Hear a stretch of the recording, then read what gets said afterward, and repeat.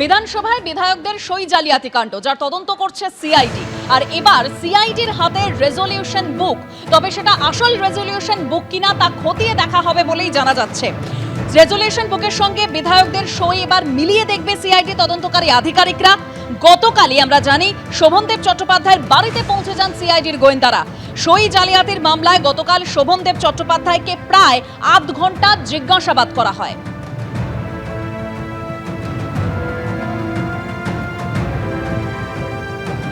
তারিখে যে মিটিংটি ছিল সেই মিটিংয়ে 6 তারিখের ডেটে যারা ওখানে উপস্থিত ছিল 6 তারিখের ডেটে কেন সিগনেচারটা করাতে হলো? কেন সিগনেচার কোনোদিন ক্যাপিটাল লেটারে বা ব্লক লেটারে হয় না, সিগনেচারের মতো হয়, তো সেখানে ব্লক লেটারে নাম লেখাতে হলো কেন? এই প্রশ্নের উত্তর তাকে দিতে হবে। উনি আজকে ব্যাপারটাকে ঘোরাবার চেষ্টা করছেন কারণ বিষয়টা তদন্ত হচ্ছে এবং এই তদন্তর মধ্যে দিয়েই আগামী দিন পরিষ্কার বেরিয়ে আসবে যে সমস্যাটা কি হয়েছিল এবং কার কি ভূমিকা ছিল। এই ঘটনা যেটা ঘটেছে, ন্যাক্কারজনক ঘটনা যেটা ঘটেছে, কার কি ভূমিকা ছিল সেটা তদন্তের মধ্যে দিয়ে বেরিয়ে আসবে। আচ্ছা, রেজলিউশন বুক শোভনদেব বাবুর বাড়িতে কেন? ওনার বাড়িতে তো পার্টি অফিস নয়। তো তার মানে যেদিন সিআইডি গেছিল কালীঘাটের বাড়িতে, যেখানে মিটিংটি হয়েছে, সেখান থেকে রেজলিউশন বুকটা সরিয়ে নেওয়া হয়েছে, তার মানে এটাই তো অর্থ দাঁড়ায় যদি সব কিছু পরিষ্কার থাকে।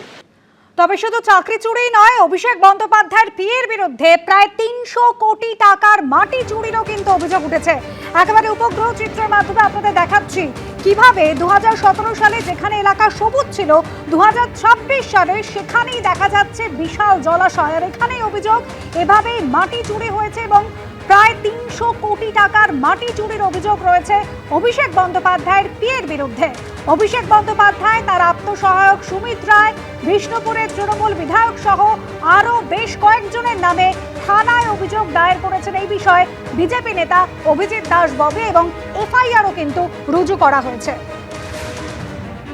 সরকারি চাকরি দেওয়ার নামে একদিকে প্রতারণার অভিযোগ, যে কারণে এফআইআরও দায়ের করা হয়েছে এবং কোটি কোটি টাকা মাটি চুরির অভিযোগ রয়েছে। প্রায় 300 কোটি টাকা মাটি চুরির অভিযোগ রয়েছে। এছাড়াও 250 কোটি টাকা আমফানে ত্রাণ দুর্নীতির অভিযোগ রয়েছে। সেক্ষেত্রেও কিন্তু এফআইআর রুজু করা হয়েছে অভিষেক বন্দ্যোপাধ্যায় এবং তার পিএ সুমিত রায়ের বিরুদ্ধে।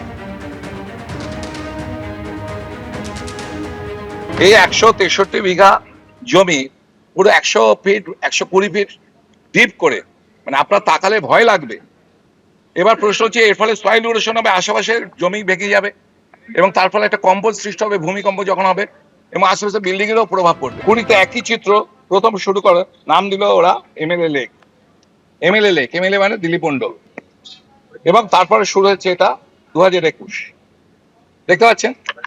তারপরে দেখুন 2023-এর অবস্থা, দেখুন সিনারি কেমন চেঞ্জ হয়ে যাচ্ছে।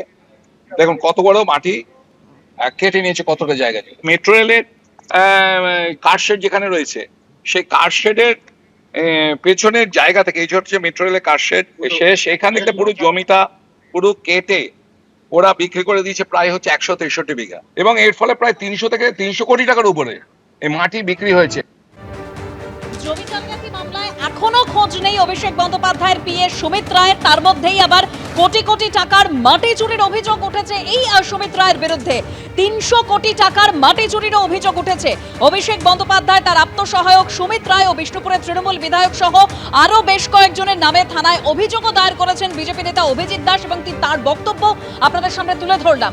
আর এরপরে এবার নতুন এফআইআর দায়ের, যেখানে চাকরি দেওয়ার নামে প্রতারণার অভিযোগ সুমিত রায়ের বিরুদ্ধে। সব মিলিয়ে আরও বিপাকে অভিষেক বন্দ্যোপাধ্যায়ের পিএ সুমিত রায়।